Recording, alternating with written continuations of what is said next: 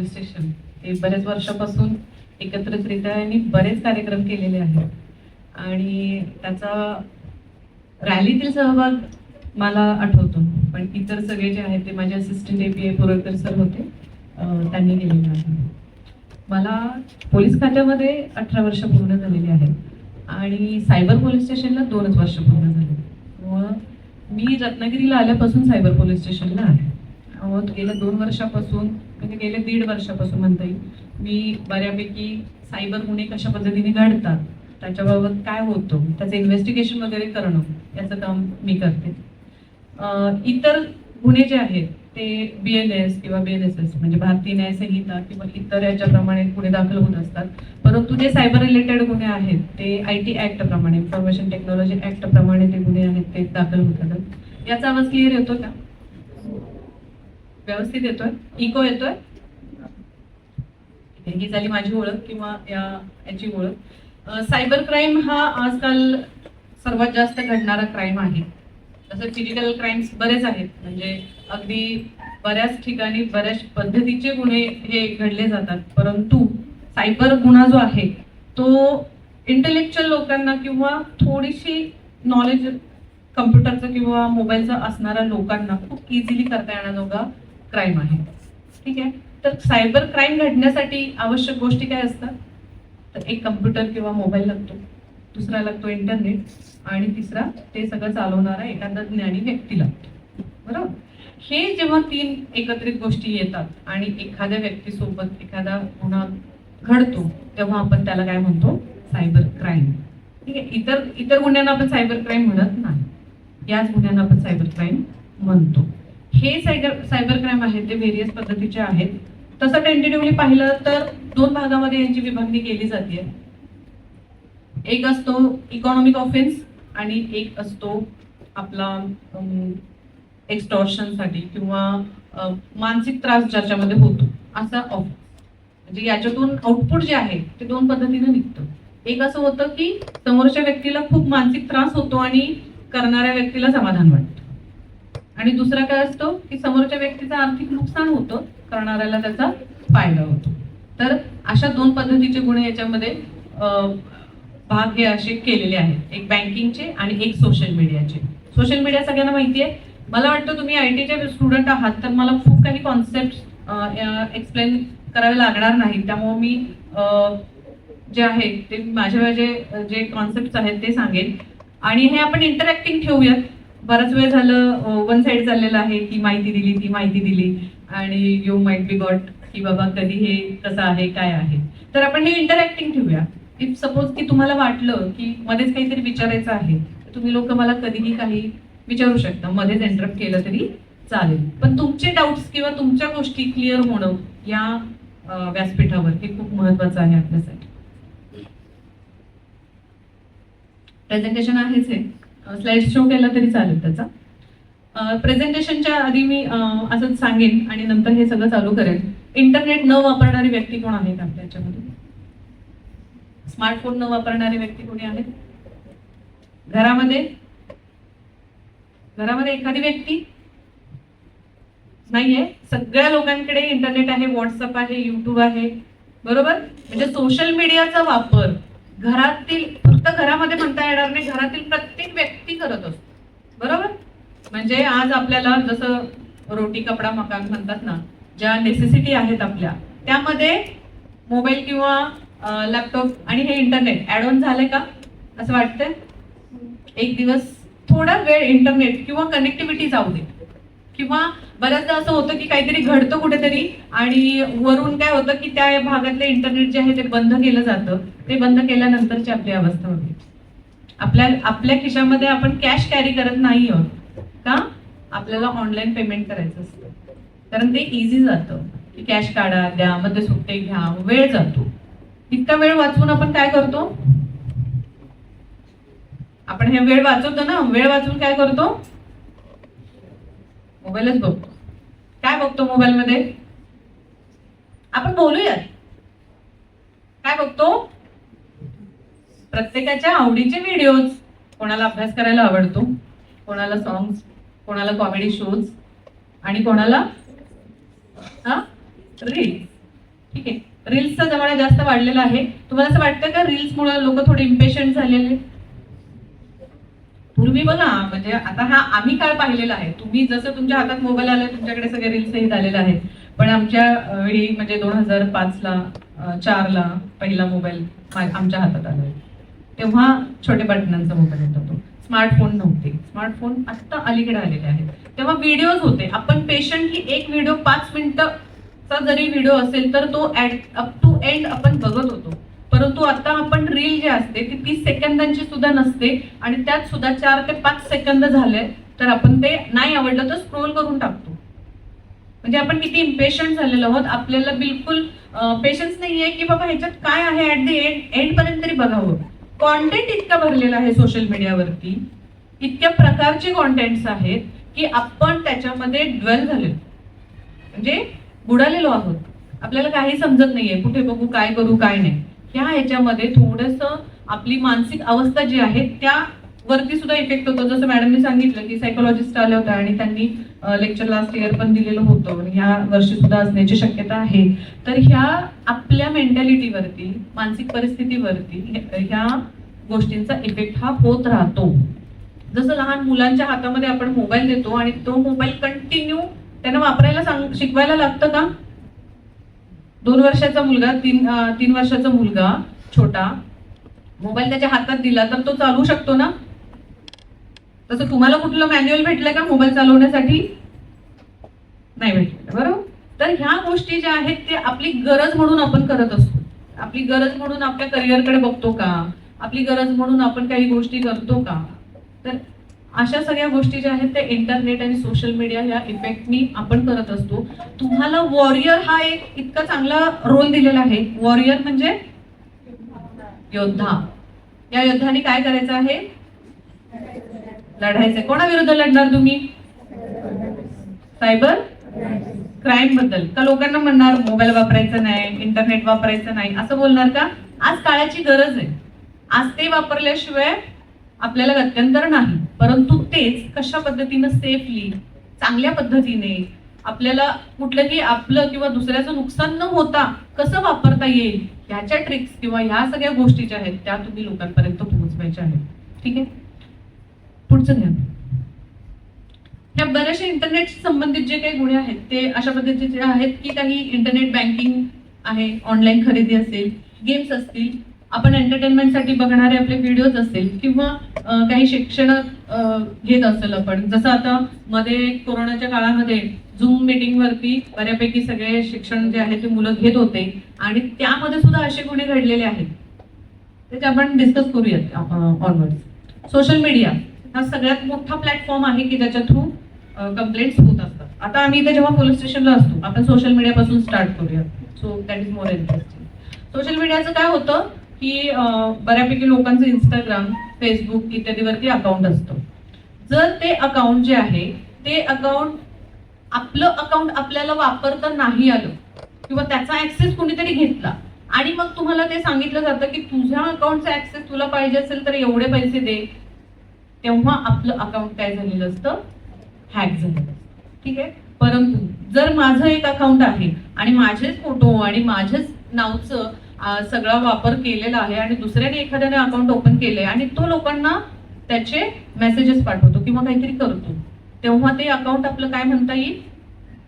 Fake account काढलेलं आहे किंवा डुप्लिकेट अकाउंट काढलेलं आहे. त्याला आपण हॅक झालं म्हणू शकत नाही. हॅक केव्हा झालं म्हणू शकतो? जेव्हा आपण आपल्याच अकाउंटमध्ये किंवा आपल्या एखाद्या अकाउंटमध्ये जाऊ शकत नाहीये, एंट्री करू शकत नाही, याला आपण हॅकिंग म्हणतो. आणि जेव्हा आपल्या सेम नावचं किंवा काही काढलं जातं त्याला आपण डुप्लिकेशन किंवा फेक अकाउंट काढलं म्हणू शकतो. अशा वेळी करायचं काय? एक तर असं अकाउंट क्रिएट झालेलं आपल्याला लवकर समजत नाही. एक उदाहरण देते. डेरवनच्या एका कॉलेजमध्ये एक मुलगा होता 10वीला शिकण्यासाठी आणि एकदम स्कॉलर विद्यार्थी होता तो, आणि त्याचं अकाउंट जे आहे इंस्टाग्राम अकाउंट त्याच्या नावानं दुसरं अकाउंट काढलं. 10वीचा विद्यार्थी, स्कॉलर विद्यार्थी, त्याचं अकाउंट काढून त्यांनी काय केलेलं आहे की दुसऱ्यांना शिव्या पाठव, मुलींना घाणेरडे मेसेज पाठव, अशा पद्धतीनं ते अकाउंट क्रिएट करून त्याला बुलिंग किंवा मानसिक त्रास जो आहे तो मानसिक त्रास जो आहे तो दिला गेला. याने काय झालं की त्याच्यावरती इफेक्ट झाला ना, आणि त्याचा अभ्यास कमी झाला, कारण त्याचं लक्ष जे आहेत ते काय झालं की त्याला सगळे जर असं विचारत होते की तू आम्हाला असं का मेसेज पाठवतो, तू असं का करतो, त्याला कळेना त्याला करायचं काय. त्यांनी त्याच्या वडिलांना सांगितलं, त्याचे वडील आपले सायबर पोलीस स्टेशनला आले होते आणि त्यांच्या थ्रू आपण जे अकाउंट आहे ते कोणाचं कोणी तयार केलेलं आहे इथपर्यंत आपण जाऊ शकतो. ठीक आहे, ते कसं वगैरे काय मी नंतर सांगेन. पुढे पुढे नाही, मागे घे मागे. वैयक्तिक माहितीची सुरक्षा म्हणजे आता सायबर सुरक्षितता काय आहे हे आपण पीपीटी वाईजच जाऊयात. सुरक्षिततेमध्ये काय येईल की आपली पर्सनल इन्फॉर्मेशन जी आहे ती आपण जास्त कुठे शेअर करायची नाही आहे. पण तुम्ही म्हणाल की पर्सनल इन्फॉर्मेशन दिल्याशिवाय एखादा अकाउंट किंवा एखाद्या ठिकाणी आपण लॉग इन पण करू शकत नाही, बरोबर. तर पर्सनल इन्फॉर्मेशन मध्ये कुठल्या कुठल्या गोष्टी येतील? आपलं नाव वगैरे येईल, फोटो येईल, आपले कार्ड येईल, डेट ऑफ बर्थ येईल, बरोबर. जी गोष्ट तुम्हाला तुम्हीच आहात अशी प्रूव्ह करते ती सगळी गोष्ट आपली वैयक्तिक माहितीमध्ये येते. ही जी वैयक्तिक माहिती आहे ती आपण राजरोसपणे सगळीकडे वाटतो, बरोबर. तुम्ही मॉलमध्ये गेला, तुम्हाला मेंबरशिप पाहिजे, दिला फॉर्म, तुम्ही काय करता? आपला ईमेल आयडी सुद्धा आपला पर्सनल इन्फो मध्ये येतो की नाही, बरोबर. ईमेल आयडी क्रिएट करताना काय करता तुम्ही? पटापट बोला म्हणजे आपलं लेक्चर व्यवस्थित पटपट पुढे जाईल. आपलं नाव असतं, मोबाईल नंबर असतो, पासवर्ड असतो. युजली आपण खूप साऱ्या अकाउंट्स ना एकच पासवर्ड ठेवतो कारण आपल्याला थोडं लक्षात राहायचा प्रॉब्लेम असतो, त्यामुळे आपली मेमरी तेवढी राहत नाही. त्यामुळे आपण काय करतो, एकच पासवर्ड घेतो, सगळ्याला देतो. माझं नाव स्मिता आहे, स्मिता@123 झाला माझा पासवर्ड. आणि मोस्ट ऑफ ऑल लोकांचा हाच पासवर्ड होता मध्ये आणि तो वरूनच असे सूचना आल्या की हा पासवर्ड सोडून काही ठेवा, आपला मोबाईल नंबर कधी पासवर्ड ठेवायचा नाही.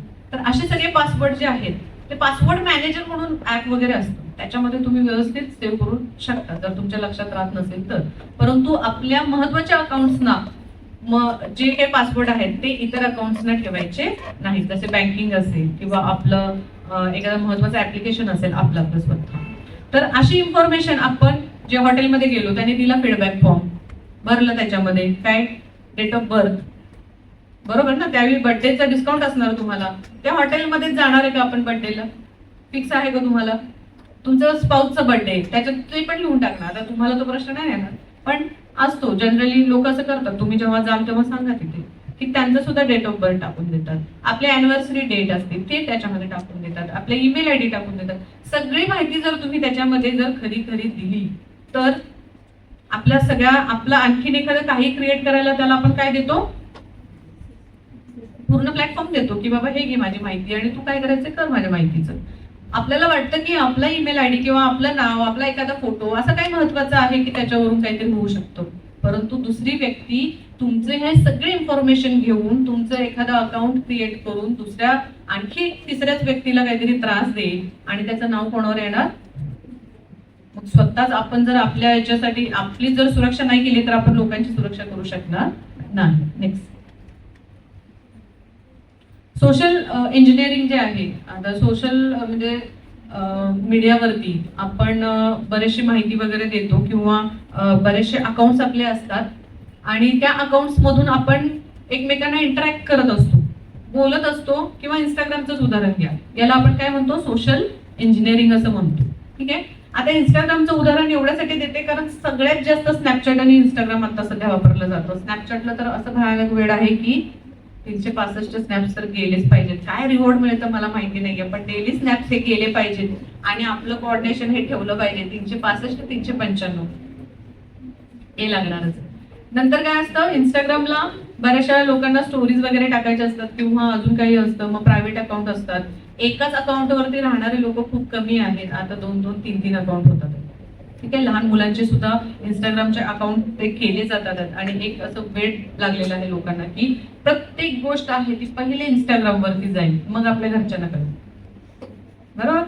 असे इंस्टाग्रामचे जे काही अकाउंट्स आहेत ते आपल्या बॉयफ्रेंड्सना किंवा गर्लफ्रेंड्सना देण्याचे प्रमाण हे अतिशय जास्त आहे, कारण ट्रस्ट बिल्ड करायचा असतो आपल्याला. मग आपल्या अकाउंटचा पूर्ण डिटेल्स त्यांच्याकडे आणि त्यांच्या अकाउंटचे पूर्ण डिटेल्स आपल्याकडे असं घेतलं जातं.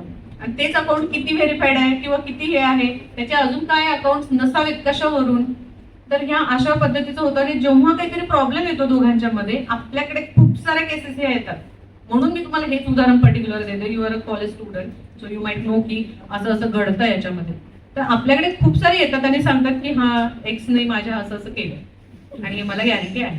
किंवा एखादी मैत्रीण असते, तीच आपल्याच मैत्रिणीचं बेकार अकाउंट करतात. ऑप्शन तिचे काहीतरी फोटो वगैरे बनवले जातात, त्याला मॉर्फिंग म्हणतात.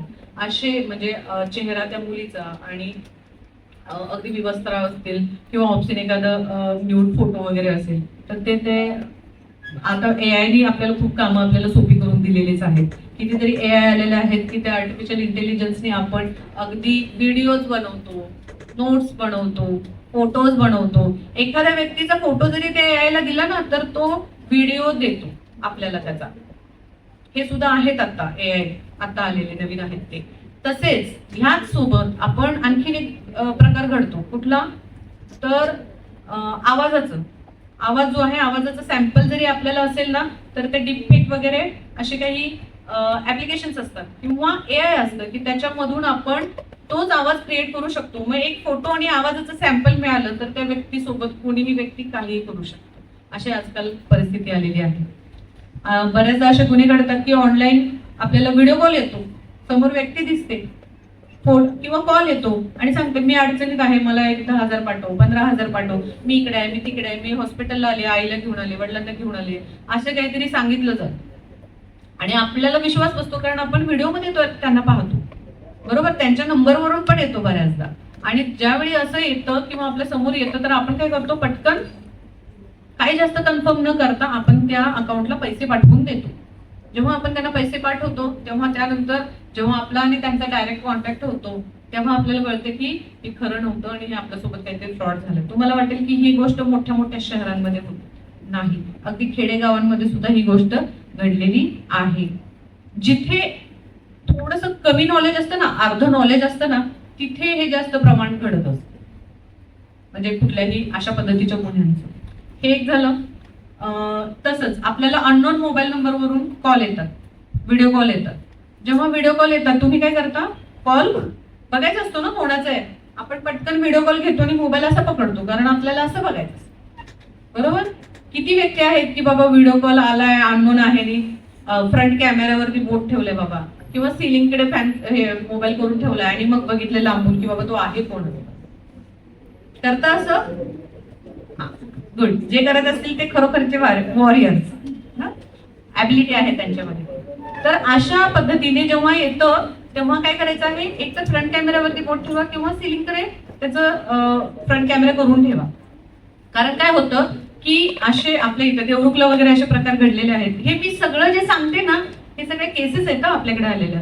फक्त मी खूप डिस्क्लोज नाही करत आहे, प्रकार सांगते तुम्हाला. तर त्यांनी असंच व्हिडिओ कॉल घेतल्यानंतर तिचा चेहरा त्याच्यामध्ये गेला समोरच्या व्यक्तीकडे.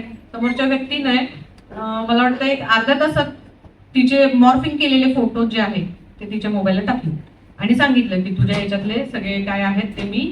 आणि जशी ती डाउनलोड केली तर त्याच्यासोबतची जी काही लिंक होती त्या लिंक कडून तिचा मोबाईल सुद्धा ह्याने ऍक्सेस करून घेतलेला होता. त्यामुळे तिचे कॉन्टॅक्ट ह्याच्याकडे आले. कॉन्टॅक्ट्सला तो म्हटला मी हे तुझे कॉन्टॅक्ट्स आहेत, तुझ्या ह्याला मी हे सगळे फोटो जे आहेत ते पाठवेन, नाहीतर मग ब्लॅकमेलिंग त्यांचं त्याच्यावरती चालू झालं. पैसे देऊन सुद्धा ते लोक शांत बसत नाही. ठीक आहे, तर असं होतं.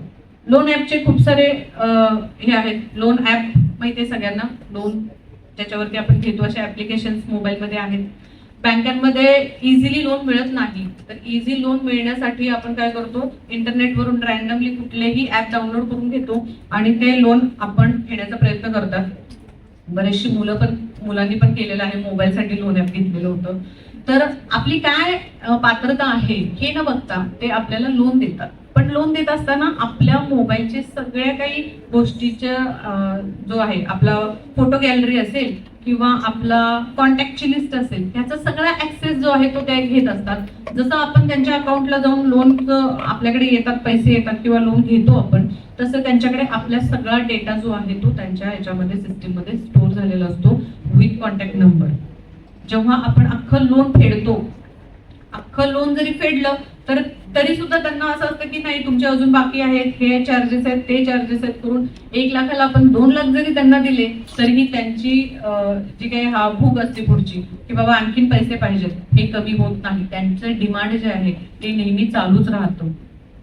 आणि अशा वेळी ते काय करतात की तुमच्या खरोखर तुमच्या लोकांना एकतर कॉल करून त्रास देतात की त्याला सांग पैसे द्यायला, किंवा तुमचे असे जे काही फोटोज आहेत जे मॉर्फिंग केलेले तर ते फोटो टाकतात. व्यक्ती घाबरतो कशाला? बदनामीला. बरोबर, आपल्यासोबत काहीतरी असं असं झालेलं आहे, मी कसा चेहरा दाखवू लोकांना, त्या बदनामीला जे काही घाबरतात तर त्याचा फायदा ते लोक घेऊन ब्लॅकमेलिंग करत असतात. बरोबर. तर ह्याच्यात आणखीन एक प्रकार असतो सेक्सटॉर्शनचा. बरोबर. एक्सटॉर्शन म्हणजे खंडणी. बरोबर. तर सेक्सटॉर्शन म्हणजे काय असतं की तुम्हाला आता मी जे कॉलचं सांगितलं अशा पद्धतीचे कॉल येतात, किंवा फेसबुक किंवा इतर ऍपवरून तुम्हाला फ्रेंड रिक्वेस्ट येते, तुम्ही बोलत राहता, तुमचा विश्वास संपादन केला जातो आणि तुम्हाला व्हिडिओ कॉल करायला भाग पाडलं जातं. आता ह्याच्यामध्ये झारखंड वगैरे मध्ये अशी काही केसेस घडलेल्या होत्या की सायबर सुरक्षा म्हणून एक युट्यूब चॅनल आहे जे आपले झारखंडचे एक DYSP ऍडिशनल SP आहेत, त्यांनी ते चालू केलेलं होतं. आम्हाला बरेचसे त्यांनी व्हिडिओज, त्यांचं सेशन झालेलं होतं आम्हाला. तर त्याच्यात त्यांनी एक केस डिस्कस केलेली होती की जेव्हा समोरचे व्यक्ती आहे तर आपल्याला कोण आहे माहिती नसतं, ती खरंच मुलगा आहे का मुलगी आहे माहिती नसतं. एका व्यक्तीने असंच व्हिडिओ कॉल केला आणि त्या व्हिडिओ कॉलमध्ये यांनी सांगितले की बाबा हा चलो डी ड्रेस, ठीक आहे, विवस्त्र व्हा, तुम्ही पण व्हा, हे पण व्हा, असं करून त्यांना सांगितलं. आणि जसे का ते होत गेले तसे त्यांचा व्हिडिओ जो आहे तो समोरच्या व्यक्तीनं रेकॉर्ड केला. जेव्हा आपण समोरच्या व्यक्तीच्या स्क्रीनवर असतो तर आपण आपल्या हातात काही नसतं, तर तो स्क्रीनशॉट घेऊ शकतो किंवा रेकॉर्डिंग, स्क्रीन रेकॉर्डिंग तो करू शकतो आपण काय करतो त्याचं. तर अशा गोष्टीतून त्यांना ब्लॅकमेल करायला सुरुवात केली की बाबा असा असा व्हिडिओ आहे, मी फेसबुकला टाकणार म्हणून. अशा पद्धतीने ब्लॅकमेल केलं जातं. आणि जेव्हा ती गँग पकडल्यानंतर कळालं की ते मुली नव्हत्याच, ते तर मुलं होते 3. तर सॉफ्टवेअरचा वापर करून या व्यक्तीला मात्र काय दिसत होतं, ते मुली आहेत. तर अशा पद्धतीच्या गुन्हे जे आहेत ते सेक्सटॉर्शनच्या ह्याच्यामध्ये खूप येतात.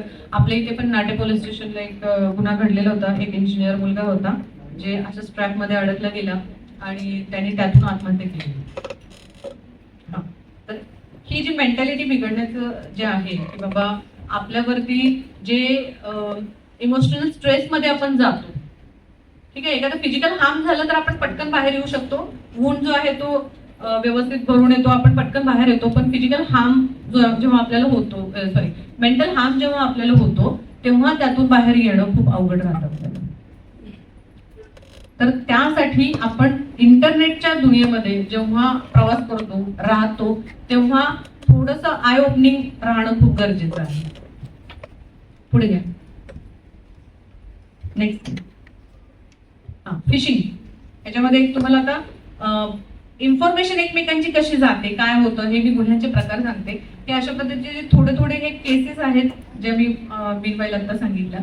तर फिशिंग मध्ये काय होतं की ते तुम्ही बघत असाल की एक व्यक्ती इकडे आहे आणि समोर हे मेलचं साईन असतं, तर तो त्यांनी गळ टाकलेला आहे आणि त्या व्यक्ती त्याच्या मेलमधून काहीतरी माहिती जी आहे ती स्वतः घेत आहे इकडच्या लॅपटॉपमध्ये, ठीक आहे. तर हे जेव्हा आपल्याला समजा एखाद्या बँकेचा वगैरे किंवा कोणाचा मेल येतो तेव्हा ते मेलमध्ये तेव्हा तुम्हाला सांगितलं जातं की बाबा तुमचं अकाउंट बंद होणार आहे, क्रेडिट कार्ड तुमचं बंद होणार आहे, किंवा ATM ला प्रॉब्लेम आहे, किंवा क्रेडिट कार्डला तुमच्या एक्सेस तुमचं लिमिट वगैरे वाढवायचं आहे का, अशा पद्धतीचे तुम्हाला कॉल येतात किंवा मेल येतो. आणि आपण काय करतो तर मेलवरती जातो आणि तिथेच लॉग इन करायला लागतो. आपण कन्फर्म करतच नाही की तो आलेला मेल आहे, तो पेज आहे, ते ओरिजिनल पेज आहे का नाही, किंवा त्याची ऑथेंटिसिटी किती आहे, व्यवस्थित ऑथेंटिक आहे का नाही, हे न चेक करता आपण त्याच्यामध्येच आपले ID पासवर्ड जे आहे ते टाकायला लागतो. आणि जेव्हा आपला ID पासवर्ड त्याच्यामध्ये टाकतो तर त्या लोकांकडे तो ID पासवर्ड जो आहे तो स्टोअर होत राहतो. आणि स्टोअर झाल्यामुळे आपल्या अकाउंटमध्ये जाऊन कुठलीही ऍक्टिव्हिटी करणं हे त्यांना सोपं जातं. बऱ्याचदा असं होतं की मोबाईलला OTP वगैरे येतात, पण मोबाईलचा ऍक्सेसच त्यांनी घेतल्यामुळे OTP सुद्धा तुमच्यापर्यंत न येता डायरेक्ट त्यांनाच जातो. मोबाईल मास्किंग खूप प्रकार आहे. समजा मला यांना कॉल करायचा आहे तर यांना मी असं दाखवू शकते की ह्या व्यक्तीने कॉल केलेला आहे, असं सुद्धा त्याच्यामध्ये मोबाईल मास्किंगचे सुद्धा बरेचसे सॉफ्टवेअर्स हे आहेत. त्यामुळे जे HTTPS नी सुरुवात होणारे जे काही वेबसाईट्स वगैरे आहेत ते सध्या ऑथेंटिक मानले जातात किंवा लॉकचं साईन असलेले आहेत, ते रिलायबल जे काय आहेत वेबसाईट मानले जातात. नेक्स्ट. याच्यामध्ये कोणाला काही शंका आहे का, बोलायचं का?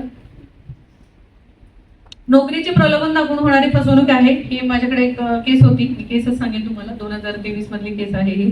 आपल्या इथली एक मुलगी आहे, त्याला टेलिग्रामवरती ऍडव्हर्टाईज आली वर्क फ्रॉम होमची, आणि बरेचसे शिकलेले लोक आहेत ते ह्याला जास्त बळी पडतात, वर्क फ्रॉम होम. कारण आपल्याला घर बसल्या काम करायला भेटतं आणि पैसे पण भेटतात. काय द्यायचं होतं तर एका हॉटेलसाठी रिव्ह्यू द्यायचे होते. हे हॉटेल कसं आहे, चांगलं आहे का नाही, याच्यामध्ये काय फॅसिलिटी आहे, काय नाही, मला हे आवडलं, हे असे सगळे रिव्ह्यूज त्या हॉटेलला वेगवेगळ्या प्लॅटफॉर्म्सवरती द्यायचे होते. आणि जसे जसे हे रिव्ह्यू देत होती तस तसं तिला पैसे मिळत होते. पहिले रिव्ह्यू दिला 1000 रुपये आले, परत दिला 8000 रुपये आले, नंतर 15000 रुपये आले, मग नंतर 20000 रुपये आले. जेव्हा असे पैसे येत राहिले तेव्हा तिचा एक ट्रस्ट बिल्ड झाला त्यांच्यासोबत, की बाबा हा असं होतं, आपण केलं की आपल्याला पैसे मिळतात, म्हणजे थोडं हे रिलायबल वाटतात लोक.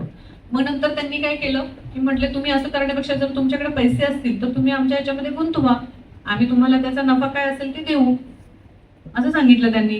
मग तिने काय केलं, त्यांनी सांगितलं म्हणून त्या व्हॉट्सअप ग्रुपला जॉईन करून घेतात ते आधी, आणि त्या व्हॉट्सअप ग्रुपला असे चाललेले असतात, आज मला एवढे पैसे मिळाले थँक्यू, आज मला एवढे पैसे मिळाले थँक्यू, असं लोकांचे त्याच्यामध्ये येतात. एकही व्यक्ती त्यात ओळखीचा नसतो, पण आपला विश्वास मात्र त्याच्यावरती खूप बसतो की बाबा हे लोकांना मिळाले तर मला पण मिळेल. आणि त्यानंतर तिने 50,000 रुपये टाकले, तिला थोडे पैसे आल्यानंतर मग तिने आणखीन 1 लाख रुपये टाकले, मग अजून 3.5 लाख रुपये टाकले. जसे सांगत राहतील तसे ते पैसे टाकत राहिले, आणि टाकल्यानंतर जेव्हा 5 लाख रुपये झाले तेव्हा ते म्हणाले की माझे पैसे मला परत द्या. तर ते म्हणाले तुमचा हा चार्ज राहिलाय, तो चार्ज राहिलाय. तर हे पैसे तिच्याकडे त्यांनी एक ऍप्लिकेशन बनवलेलं होतं, त्या ऍप्लिकेशन मध्ये ते पैसे दिसायचे की माझे पैसे वाढलेले आहेत. जसं ट्रेडिंग ऍप वगैरे असतात ना, त्याच्यामध्ये आपल्याला पैसे दिसतात, खाली झालेत, वर गेलेत, काय झालेत. तर तशा पद्धतीने तिचे पैसे तिच्या अकाउंटला दिसत होते. परंतु किती जरी दिसले आपल्याला तरी ते व्हर्च्युअलच ना, ते जाऊन तुम्ही काढू शकत होता का, नव्हता. ते तिच्या लक्षात नाही आले. नंतर तो आणखीन पैसे मागायला लागले की आणखीन पैसे द्या, एवढे पैसे ह्याचे होतात आहेत, हा चार्ज याला लागलेला आहे, आणि एवढे पैसे दिल्यानंतरच तुमची अमाऊंट परत येईल. असं करत तिने 7,80,000 रुपये पर्यंत भरले, पण पैसे त्यांची मागणी काही थांबलेलीच नाही. पण नंतर हीच थांबली. तिच्या लक्षात आलं की आपल्यासोबत काहीतरी घडलंय. मग आपल्याकडे आल्यानंतर त्याचा गुन्हा दाखल झालेला होता. हे झालं. ट्रेडिंग बाबतीत तर सुद्धा तसंच आहे. जवळजवळ 60 लाखांचा गुन्हा आहे माझ्याकडे, की ज्याच्यामध्ये ट्रेडिंग मध्ये पैसे गुंतवा आणि मग तुम्हाला काय असेल ते तुमच्या रिटर्न्स आम्ही देतो असं सांगून सुरुवातीला रिटर्न देऊन नंतर इतके अडकवत गेले की यू कॅन इमॅजिन की 60 लाख पर्यंत त्या व्यक्तीने पैसे भरलेले आहेत. म्हणजे 25 लाख ते 28 लाखापर्यंत थांबू शकला असता तो, परंतु थांबणं जमलं नाही. कारण का की त्यांचे चार्जेस वाढत गेले, एवढे पैसे अडकले, एवढे दिल्यानंतर तर मला पैसे माझे मिळतील ही एक आशा जी होती ना त्यामध्ये. तर अशा पद्धतीने आपल्या मानसिकतेबरोबर त्यांनी म्हणजे ते खेळत असतात आणि आपल्याकडून पैसे हे जेवढे काढता येतील तेवढे ते काढत असतात. हे जवळजवळ 2 गुन्हे आमच्या याच्यामध्ये दाखल होते. आणखीन पण होते. हनी ट्रॅप एक शब्द ऐकला असेल तुम्ही.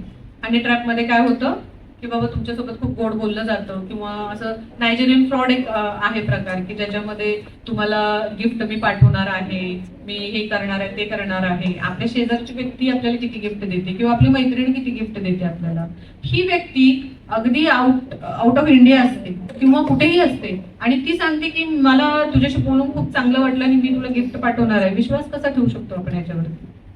तर अशा वेळी नंतर मग सांगणार की एअरपोर्टला हे अडकलेलं आहे, कस्टम ड्युटी भरायची आहे, मी आउट ऑफ इंडिया आहे, मी नाही भरू शकत, मी तुला हार पाठवलाय किंवा काही एखादं मौल्यवान वस्तू जो आहे ती मी पाठवत आहे. मग ती कस्टम ड्युटी भरायला एक अकाउंट दिलं जातं. कस्टम ऑफिस मधून आपल्याला फेक फोन येतो की बाबा आम्ही असंच एअरपोर्ट वरून बोलतो आणि असंच तुमचं इथं पार्सल आलेलं आहे, काय करायचं आहे याचं, का परत पाठवायचंय. येणार तर फ्री असतं पण आपल्याला कसं आहे की पाहिजेच. मग ते आपण त्याला पैसे वगैरे दिले जातात आणि ते पैसे पण आपल्याला भेटत नाहीत आणि ते वस्तू पण आपल्याला भेटत नसते. तर तुम्ही म्हणाल की आपण इतके पैसे वगैरे पाठवतो किंवा हे जे मी गुन्हा सांगितला की 60-60 लाख रुपये जे जातात ते तर ऑनलाईन देतात ना सगळे. कोणाला प्रश्न पडला नाही की बाबा हे तर व्यक्तीला देत नाही, ऑनलाईन देतो म्हणजे एखाद्या अकाउंट मध्ये ते जात असतील ना. मग त्याचं पुढे होतं काय? कोणालाच नाही प्रश्न पडला हा. 60 लाख गेले गेले गेले कुठे? ते एखाद्या बँकेच्या अकाउंटमध्ये जातात, बरोबर. जेव्हा बँकेच्या अकाउंटमध्ये जातात तेव्हा ती व्यक्ती जी आहे, जे बँक म्हणजे अकाउंट होल्डर असतो, तो काय करतो? त्यातले पैसे काढतो. एक तर चेकनी पटकन काढून घेतो. आजकाल हे वाढलेलं आहे, कारण यापूर्वी असं व्हायचं की 1930 सगळ्यांना हा हेल्पलाईन नंबर माहिती असेल. आता आजकाल तुम्ही कॉलर ट्यून पण झालेले आहे ती.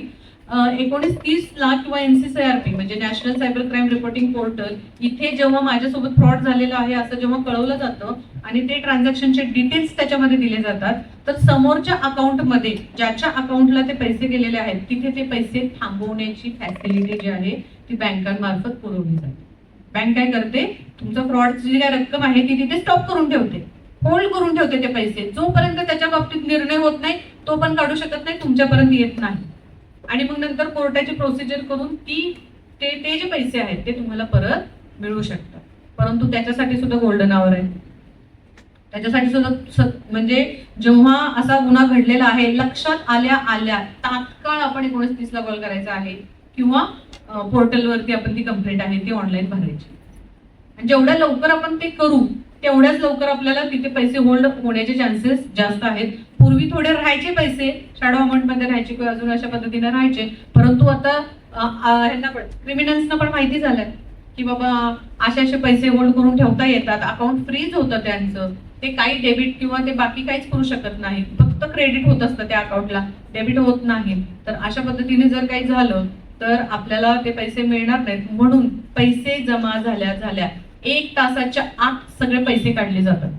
म्हणजे तुम्हाला इथे कळूपर्यंत तिथे पैसे काढण्याची प्रोसिजर जी आहे ती सुरुवात होते. असे अकाउंट होल्डर जे असतात त्यांना माहितीच नसतं पैसे कशाचे आलेले आहेत आणि कोणाचे आलेले. त्यांना फक्त सूचना दिलेली असते, हे तुझं अकाउंट आहे, हे तू अकाउंट काढायचं, किंवा तुला एक 10,000 रुपये देतो, तू मला अकाउंट ओपन करून दे.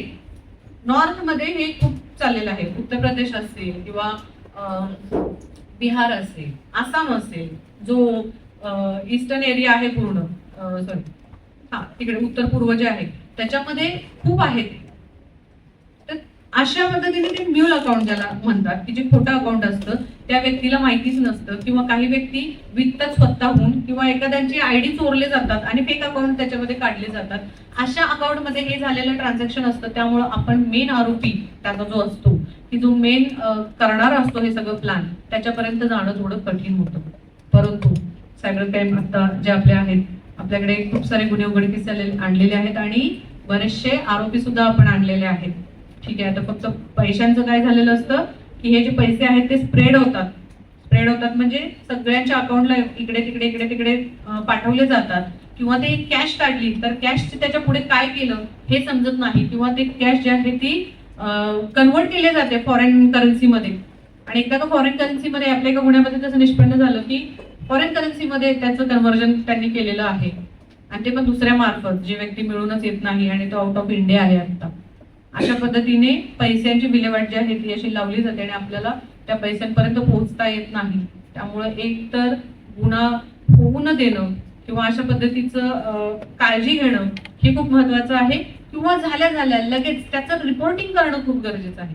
मग वेदर तो असं नाही की फक्त इकॉनॉमिक ऑफेन्सला त्याचं रिपोर्टिंग लवकर करायचं आहे, आपल्यासोबत वैयक्तिक काही झालेलं आहे, जसं इंस्टाग्रामवरती सांगितलं, किंवा मॉर्फिंगचे काही व्हिडिओज किंवा फोटोज आपल्याला आले, तरीही आपल्या पालकांना किंवा आपल्या घरच्यांना किंवा पोलीस स्टेशनला तात्काळ त्याचं रिपोर्टिंग करणं हे खूप गरजेचं आहे. कारण जेवढं तुम्ही लवकर रिपोर्टिंग कराल तेवढ्या लवकर आपल्याला आरोपीपर्यंत जाण्याचे चान्सेस जे आहेत ते जास्त राहतात.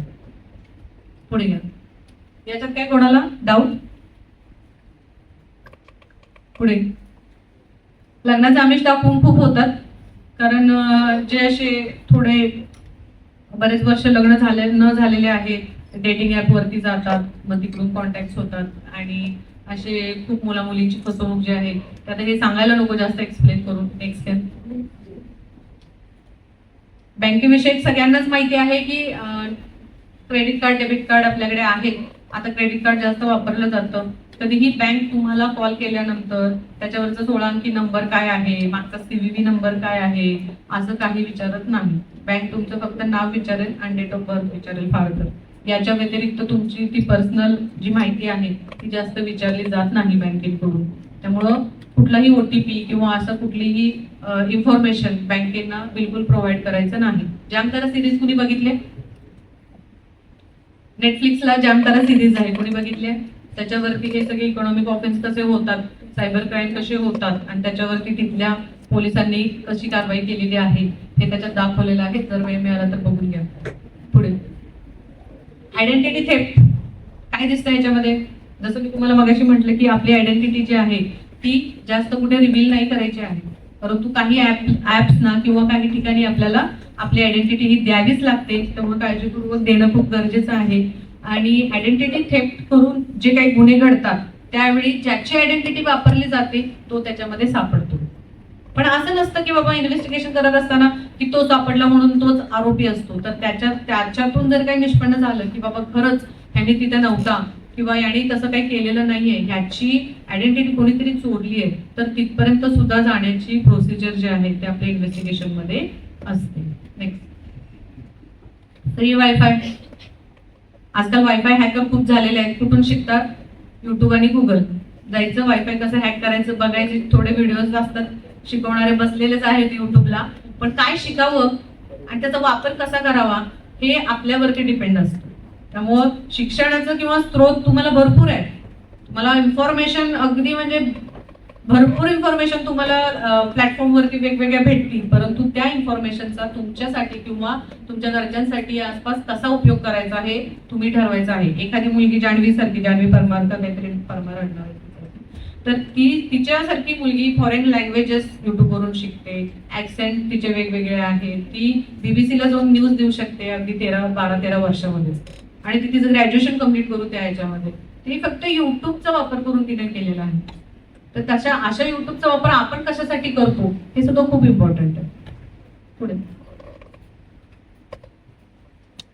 पासवर्ड आणि अँटीव्हायरस. आता ह्याच्यामध्ये तुम्ही त्याच्यातच काम करत आहात, तर आपल्या मोबाईलमध्ये किंवा लॅपटॉप्समध्ये अँटीव्हायरस असणं हे खूप गरजेचं आहे.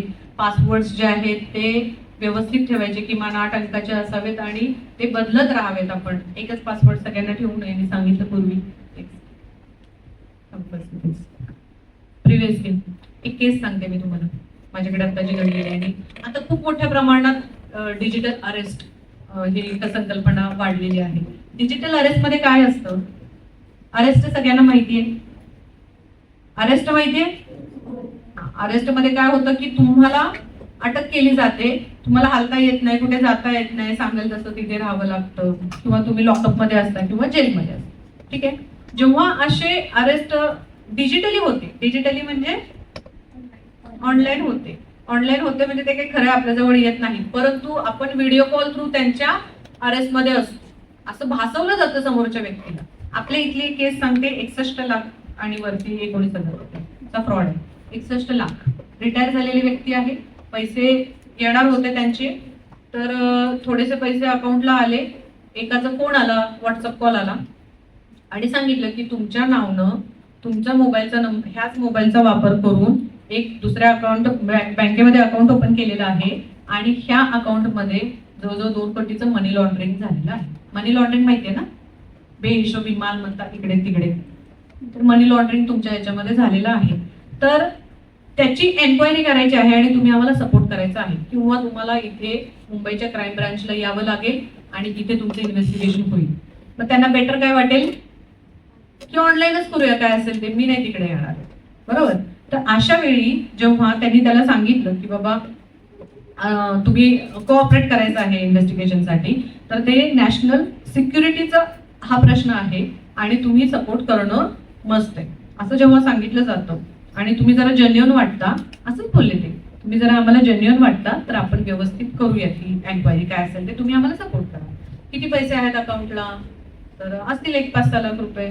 तर ठीक आहे, तुमच्या मनी लॉन्ड्रिंगचा प्रश्न असल्यामुळं तुमच्या आर्थिक व्यवहाराच्या सगळ्याच्यावरती लक्ष ठेवणं आणि ते एकत्रित आणणं हे आमचं काम आहे. हे अकाउंट नंबर आम्ही एक प्रोव्हाइड करतो डिपॉझिट म्हणून, सिक्युरिटीसाठी तुम्ही ते पैसे इकडे ठेवा, म्हणजे तुमच्या एन्क्वायरी करणं सोपं जाईल. ते पटतं आपल्याला लगेच. परंतु जेव्हा ते बोलतच असतात, ज्या पद्धतीने ते तुमच्याशी बोलत असतात, ती व्यक्ती पण अगदी म्हणजे इंटरनॅशनल लेवलला पण काम करून आलेली व्यक्ती होती, पण ती घाबरली, कारण हा खरंच नॅशनल सिक्युरिटीचा प्रश्न असेल तर म्हणून. तर त्यांनी ते पैसे त्यांना पाठवले. नंतर म्हटले तुमचे काही एफडी वगैरे असतील तर सांगा, ते पण जमा करावे लागतील. ठीक आहे म्हटले. नंतर सांगितलं त्यांनी आणखीन काही पैसे येणार आहेत का, 2 दिवसांनी सांगितलं. बरं, त्यांना ती व्हिडिओ कॉल सारखे करायचे आणि सतत विचारायचे की तुम्ही ओके आहात का, तुम्हाला काही त्रास आहे का, तुम्ही हे कोणाला सांगू नका, तुमची बदनामी होईल, आम्ही ही कोणाला सांगणार नाही, आपण आपण म्हणजे अगदी सिक्युअरली ही जी काही एन्क्वायरी आहे ती आपण कम्प्लीट करू. तर त्या व्यक्तीनं कोणालाही त्याबद्दल काही सांगितलं नाही. 2 ते 3 दिवस हा प्रकार चालला होता. 4थ्या-5व्या दिवशी त्यांना फ्लॅटचे पैसे येणार होते. पैसे आले, 55 लाख रुपये आले आणि ते पैसे 55 लाख आणि वरती काहीतरी आले तसेच पैसे त्यांनी त्या अकाउंटला पाठवून दिले, ज्या अकाउंटला त्यांनी सांगितलेले होते. त्यांनी कोणाशीही डिस्कस केलं नाही, मुलांशी पण नाही. मुलं पण चांगल्या पोस्टवरती काम करतात, पण त्यांना पण डिस्कस नाही केलं, कारण सिक्युरिटीचा मामला आहे, नॅशनल लेवल. मग बँकेचे मॅनेजर त्यांना म्हणाले की तुम्ही एवढी अमाऊंट का करताय ट्रान्सफर, आत्ता तर आली आहे ती. तर लगेच त्यांनी सांगितलं की नाही, माझा जरा व्यवहार आहे जागेचा वगैरे आणि त्यासाठी मी हे करत आहे, म्हणून त्यांनी ते अकाउंटला ते पैसे जे आहेत ते पाठवले. बरं, हे एकच अकाउंट नसतं, प्रत्येक वेळी वेगवेगळं येतं. आणि जेव्हा असे वेगवेगळे अकाउंट येतात तेव्हा माणसाला डाऊट येणं गरजेचं आहे की हे कुठल्या तरी अथॉरिटीच्या नावानं का अकाउंट नाहीये. जर मी डिपॉझिट करतोय तर हे अकाउंट प्रायव्हेट नावानं का आहे, बरं हे अकाउंट कोणाचं आहे, काय आहे, याची तर जास्त एन्क्वायरी करायला पाहिजे. तर तीही त्यांनी केलेली नव्हती. अशा मानसिकतेमध्ये ते त्यांना ठेवलेलं होतं की तुम्ही किती गिल्टी आहात, आणि हा गिल्ट जो आहे ना तो आपल्याला हे सगळं करायला भाग पडतो. आणि अशा पद्धतीने त्यांनी आपल्याकडचे जवळजवळ रिटायरमेंटचे, फ्लॅटचे असे जवळजवळ 61,19,000 रुपये जे आहेत ते परत दिले, त्यांना दिले. आणि त्यातले रिटर्न होणं, त्याच्यामध्ये आपण 4 आरोपी अटक केलेले आहेत. काही नाही लागणार, काही आरोपी जे आहेत ते उत्तर प्रदेशचे, मुंबईचे, दिल्लीचे आणि एक तामिळनाडू, असे आरोपी आपल्याला त्याच्यात निष्पन्न झालेले आहेत. तुम्हाला वाटेल की एकच गँग काय बसते आणि करते, तर हे जे 4 आरोपी होते, हे 4 आरोपींना एकमेकांचं काहीच माहिती नाहीये. म्हणजे ह्यांचे ऑपरेटर जे असतात ते वेगळे असतात, त्यामुळं यांच्या मेन लोकांपर्यंत जाणं हे कठीण काम असतं. पण आपण ह्या गुन्ह्यामध्ये, आता मी सांगितलेल्या गुन्ह्यामध्ये 4 आरोपी अटक झालेले आहेत आणि पुढचे पण डिटेक्शन चालू आहे. तर ह्या सगळ्या जो काही असे प्रकार घडत असतात, तुम्हाला वाटेल की ही व्यक्ती रिटायर झाली जाऊन. JNU माहितीये, तिकडे दिल्लीला जवाहरलाल नेहरू युनिव्हर्सिटी, त्यांचं एक हॉस्पिटल आहे. त्या हॉस्पिटलमध्ये एक न्यूरोसर्जन डॉक्टर आहेत, त्या खूप रेप्युटेड आहेत. त्यांना सुद्धा जवळजवळ 2 कोटी रुपयांना अशा पद्धतीने डिजिटल अरेस्टचे केसने फसवलेलं आहे. मुंबईमध्ये प्रकार घडलेले आहेत. इतके सारे प्रकार घडत आहेत, ते समोर येतात, आपल्याला कळतं की बाबा हे असं असं होतं, तरीही आपल्याकडून ही गोष्ट घडत असते. त्यामुळं समोरच्या व्यक्तीवरती विश्वास ठेवणं किंवा ही जे सांगितलेली गोष्ट आहे ती किती खरी किती खोटी याची शहानिशा केल्याशिवाय कुठल्याही गोष्टीला बळी पडायचं नाही. अशा पाहायला गेलं तर केसेस खूप आहेत, जे अजून सुद्धा उदाहरणं देता येतील एवढे केसेस आहेत. परंतु महत्वाचे केसेस ह्या अशाच पद्धतीने होतात. एक तर एक्स्टॉर्शनचे असतात, हनी ट्रॅपचे असतात, किंवा बरं हनी ट्रॅप मधून फक्त काही पैसे उकळले जात नाहीत. पुण्याची जी एक संस्था होती आपली नॅशनल, तर त्याच्यामध्ये एक चांगल्या पोस्टवरती काम करणारी व्यक्ती होती, त्यांना नंतर अरेस्ट केलं. तर त्या व्यक्तीला जेव्हा पाकिस्तानातली एक मुलगीने अप्रोच झालेली होती आणि तिने कितीतरी व्हायटल इन्फॉर्मेशन जी आहे आपल्या गव्हर्नमेंटशी रिलेटेड ती त्यांच्याकडून प्राप्त करून घेतलेली होती. म्हणजे फक्त पैशांसाठीच असे ट्रॅप किंवा असे गुन्हे घडतात असं नाही. अशा खूप साऱ्या ऍक्टिव्हिटी ज्या आहेत ते सोशल मीडिया प्लॅटफॉर्मवरती होत राहतात. अशा ऍक्टिव्हिटीवरती लक्ष ठेवणं किंवा असं कुठेतरी घडतंय हे जरी तुम्हाला वाटलं तरी त्याबद्दलचं रिपोर्टिंग करणं हे तुमचं कर्तव्य आहे. आणि सायबर योद्धा म्हणून तुमच्यावरती ही खूप जबाबदारी आहे. जसं आम्ही जाऊन अवेअरनेसचा प्रोग्राम बऱ्याच ठिकाणी घेत असतो, तसंच तुम्ही सुद्धा घेणं, आता तुम्ही घेतच आहात. मी पाहिलं तो व्हिडिओ आणि व्हिडिओच्या एंडला टू बी कंटिन्यूड होतं, ते मला भयानक आवडतं. म्हणजे प्रत्येक व्हिडिओच्या एंडिंगला थँक्यू असतं, परंतु हे काम तुमचं सतत चालणार आहे. त्यामुळं ज्यांनी बनवलेलं आहे त्यांनी खरंच छान बनवलं आणि त्याच्या शेवटी जे टू बी कंटिन्यूड होतं ते let that continue for ever, निदान जोपर्यंत हे कॉलेज आहे तोपर्यंत. ठीक आहे, कोणाला काही डाऊट आहे का? तुम्ही मागाशी म्हणालात ना की म्हणजे आपल्या मित्रमैत्रिणींकडनं सुद्धा आपल्याला फोन वगैरे येऊ शकतात किंवा मग अशा वेळेला पण आपला त्यांच्यावरती विश्वास असतो, बरोबर. मग तेव्हा आपण कसं ते थांबवायचं किंवा आपल्याला कसं करू शकतो? अननोन नंबरवरून जर अननोन नंबरवरून आला तर त्याच्या बाबतीत हे करायचंच आहे. पण कधी कधी नावाच म्हणजे व्हॉट्सअप वरती सुद्धा असं येतं ते. व्हॉट्सअप जे आहे ना, इंटरनेट कॉल कट करायचा, साधे कॉल असतात आपले, नंबर असतो आपल्याकडे, फोन करायचा आणि त्याला कन्फर्म करायचं की बाबा असं असं काय आहे का, म्हणून कुठे आहेस, काय आहेस, लोकेशन पाठव, सांग मला, मी बघतो, हे करायचं. म्हणजे कन्फर्मेशन साठी ज्या काही 2-3 गोष्टी कराव्या लागतील त्या तुम्हाला कराव्याच लागतात. आणखीन कोणाला?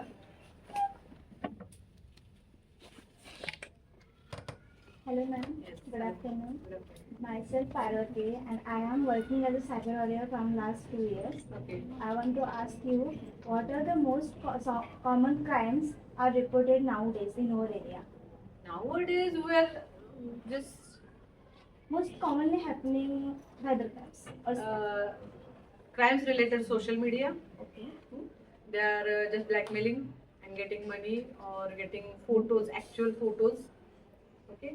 Then digital arrest. This is the most used trick.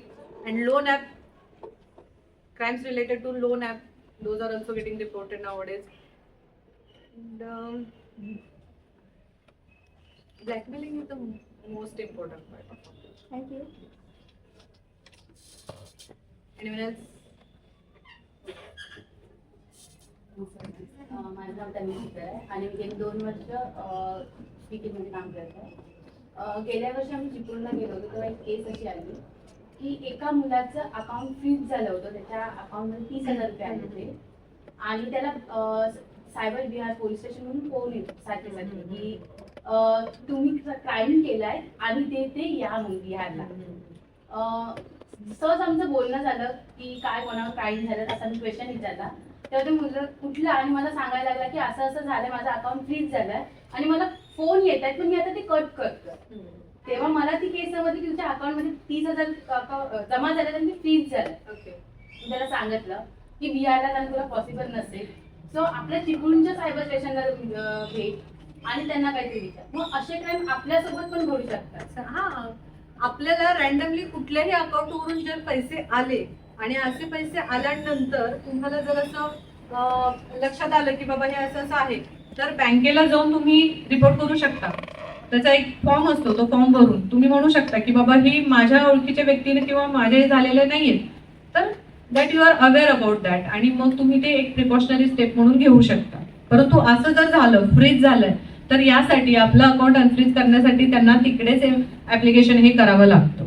कसं होतं, मी जसं म्हटलं तुम्हाला की पैसे जे आहेत ते स्प्रेड होतात प्रत्येक लेअरला. मी यांना केलं, यांनी 2 लोकांना केलं, त्या 2 लोकांनी 4 लोकांना केलं. जेव्हा हे पैसे असे जातात ना, हे सगळ्यांच्याच अकाउंटला जातात आणि या सगळ्यांचे अकाउंट जे आहे ते फ्रीज होत येतात. असं काहीतरी असेल.